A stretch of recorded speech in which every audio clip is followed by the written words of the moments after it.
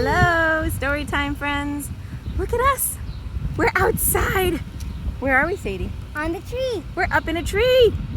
So, after days and days of rain, we decided we couldn't do Storytime inside. It's just too beautiful. We need to get outside. And we just had to come up and climb a tree. And my challenge for you is this week, get outside, do something fun. Climb a tree. Be careful, but climb a tree. But enjoy being outside in the sunshine. Speaking of being outside, we've been very busy, haven't we, kids? Can you see Sadie? And there's Desmond. Desmond, wave. We've been very busy planning for a garden. Have you guys been doing that at all? I hope so. Let me show you some of the things that we've been doing. So I like to garden all kinds of things. Vegetables, flowers. We start some things from seed. For example, let's see the other one, Desi Bear. The other one. Yes, that one. Yes.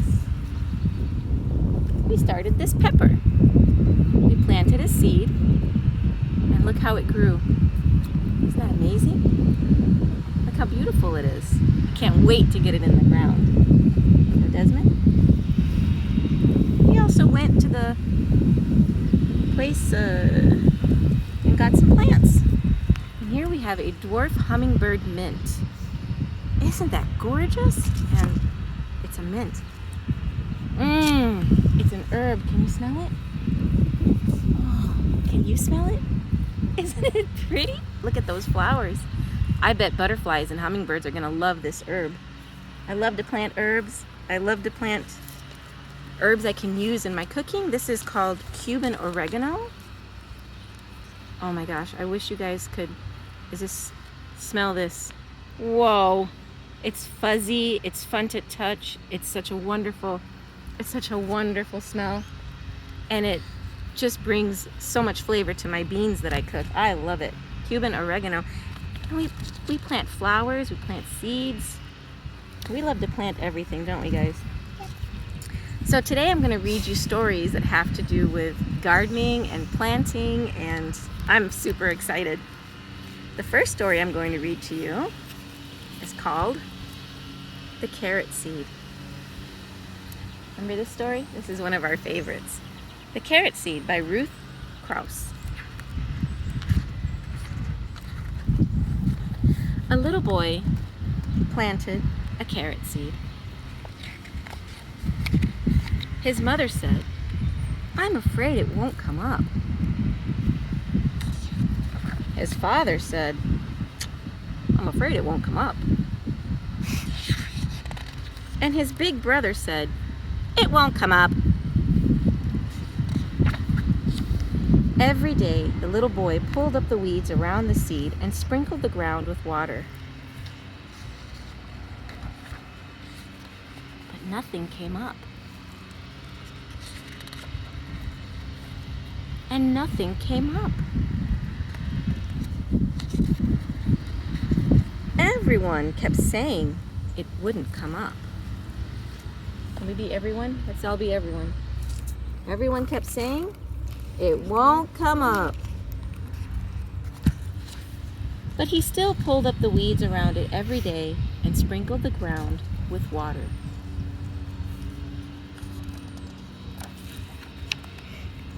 And then, one day, oh, look what's happening there. Look at that. A carrot came up. Just as the little boy had known it would. The end. Cute. It's such a cute story. I absolutely love it because not only does it show gardening, of course, which is one of my favorite things in the whole wide world, but it also shows faith. A little boy who just knew, oh, I just know it's going to happen. And I think we need some more of that this time of year. We get kind of tired of being inside. Everybody's been cooped up. But just have faith that things are going to get better and wonderful things are going to happen.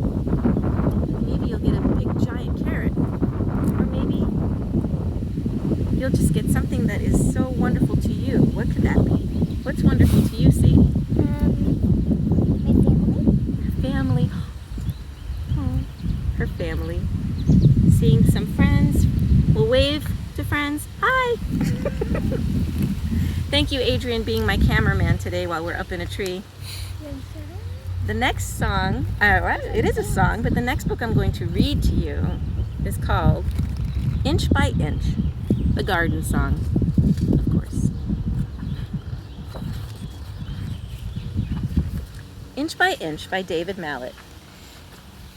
Oh, look at all these wonderful fruits and vegetables. Yum. And our wonderful garden helpers, like a ladybug and a butterfly. Okay, here we go. Inch by inch, row by row, gonna make this garden grow. All it takes is a rake and a hoe and a piece of fertile ground.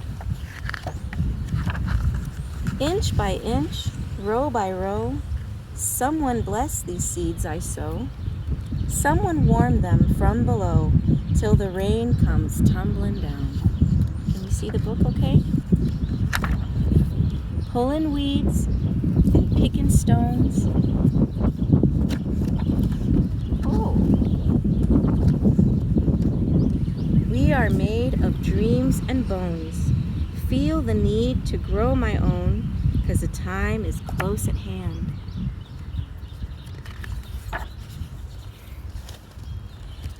Grain for grain, sun and rain, find my way in nature's chain. Tune my body and my brain to the music from the land. Now we're going to start singing it, because actually this is a garden song. It's a folk song. So here we go. Plant your rows straight and long, temper them with prayer and song. Mother Earth will make you strong if you give her love and care. Old crow watching hungrily from his perch in yonder tree. In my garden I'm as free as a feathered thief up there. Look how beautiful. Inch by inch, row by row, gonna make this garden grow. All it takes is a rake and a hoe and a piece of fertile ground. Inch by inch, row by row, someone bless these seeds I sow. Someone warm them from below till the rain comes tumbling down. Isn't that a nice song? Here's some music. Do you guys play music? Play the piano? There's a lot of interest in gardening this year. We got a lot of new gardeners, and I'm super excited about it, because the more that you can do on your own at home, there's nothing like stepping outside and picking some sweet peas or beans, those fresh crispy beans, right, Desi? Oh, they're so delicious right from your garden. I hope you guys get to enjoy that. The last story we're going to read is the Story of Ferdinand by by Munro Leaf. And the drawings are by Robert Lawson. This is the sweetest story about the sweetest bull you'll ever know, who just loved nature. You okay there, Sadie? Here we go. Can you see the book okay? Once upon a time in Spain, there was a little bull, and his name was Ferdinand.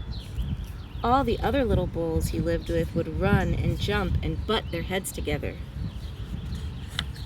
Can you do that, Sadie? No. But not Ferdinand. He liked to sit just quietly and smell the flowers. He had a favorite spot out in the pasture under a cork tree. It was his favorite tree, and he would sit in his shade all day and smell the flowers. Look at Ferdinand, so happy. Sometimes his mother, who was a cow, would worry about him. She was afraid he would be lonesome all by himself. "Why don't you run and play with the other little bulls and skip and butt your head?" she would say. But Ferdinand would shake his head. "I like it better here, where I can sit just quietly and smell the flowers." His mother saw that he was not lonesome, and because she was an understanding mother, even though she was a cow, she let him just sit there and be happy. As the years went by, Ferdinand grew and grew until he was very big and strong. All the other bulls who had grown up with him in the same pasture would fight each other all day. They would butt each other and stick each other with their horns. What they wanted most of all was to be picked to fight at the bullfights in Madrid. Do you know how you say Madrid in Spanish? Madrid. Madrid. En España se habla español.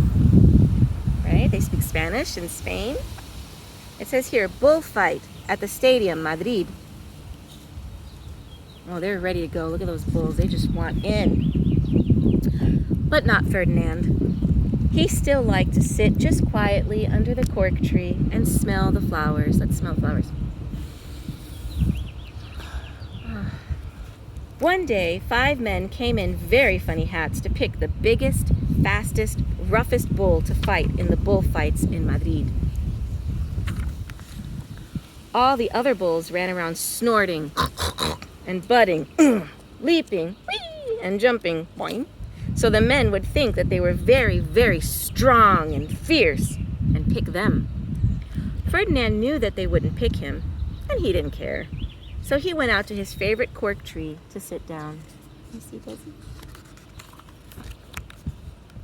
He didn't look where he was sitting, and instead of sitting on the nice cool grass in the shade, he sat on a bumblebee. Well, if you were a bumblebee and a bull sat on you, what would you do? You would sting him. And that is just what this bee did to Ferdinand.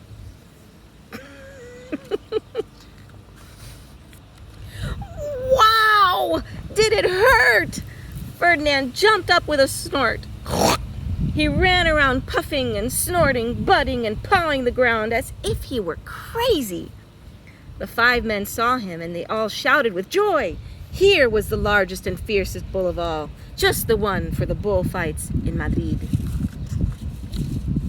So they took him away for the bullfight day in a cart. What a day it was! Flags were flying, bands were playing, and all the lovely ladies had flowers in their hair. They had a parade into the bull ring. First came the banderilleros, with long, sharp pins with ribbons on them to stick in the bull and make him mad. Next came the picadores, who rode skinny horses, and they had long spears to stick in the bull and make him madder. Why do they want to make him mad? So then he can fight. So he can fight, yeah. An angry bull would make a good show in these stadiums. Is that very nice? All those poor bulls. You know who's making me mad right now? Oreo! Our dog. Stop barking during my story time. Then came the matador, the proudest of all. He thought he was very handsome and bowed to the ladies. He had a red cape and a sword and was supposed to stick the bull last of all. Then came the bull. And you know who that was, don't you? Ferdinand. They called him Ferdinand the Fierce, and all the banderilleros were afraid of him, and the picadores were afraid of him, and the matador was scared of him. He was scared stiff. Ferdinand ran to the middle of the ring, and everyone shouted and clapped because they thought he was going to fight fiercely and butt and snort and stick his horns around. Let's all clap. Yeah! Woo! Ferdinand! But not Ferdinand. When he got to the middle of the ring, He saw the flowers and all the lovely lady's hair, and he just sat down quietly and smelled. He wouldn't fight and be fierce, no matter what they did. He just sat and smelled. And the banderilleros were mad, and the picadores were madder, and the matador was so mad. He cried because he couldn't show off with his cape and sword. So they had to take Ferdinand home. For all I know, he is sitting there still, under his favorite cork tree, smelling the flowers just quietly. He is very happy. The end. Oh, I love that story. I love smelling the flowers. Don't you? Don't you love smelling flowers? Don't you love being outside, up in trees, growing your own food, or flowers, or herbs, or whatever it is, or just playing? We love that too. Thank you guys for sharing with us in Storytime today. I hope that you enjoyed the story, and I can't believe it. It's been how many weeks now? This is the 4th Storytime? So we'll see you next week. Bye!